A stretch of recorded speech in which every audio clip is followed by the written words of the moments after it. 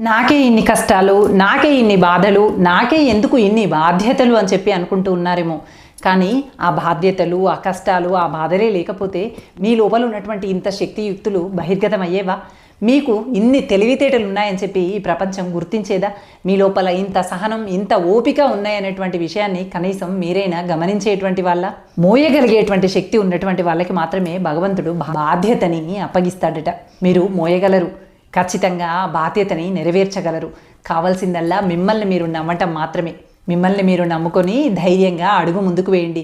మీకు తెలియకుండానే మీలో అతీతమైనటువంటి ఎన్నో శక్తులు దాగి ఉన్నాయి. ఈ బాధగా మోస్తున్నటువంటి బాధ్యతల వల్ల మీ లోపల దాగి ఉన్నటువంటి కనిపించినటువంటి శక్తియుక్తులన్నీ కూడా బహిర్గతమవుతాయి. మీరు మరింత గొప్పగా రూపుదిద్దుకుంటారు.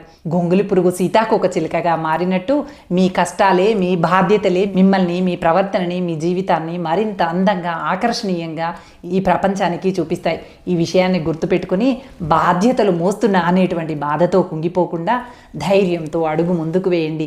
మీ లోపల ఉన్నటువంటి శక్తులను సమర్థంగా వినియోగించుకోండి. మీరు చాలా గొప్పవారు అనేటువంటి విషయాన్ని మరవకుండా ముందడుగు వేయండి. ఇక అంతా మంచే జరుగుతుంది.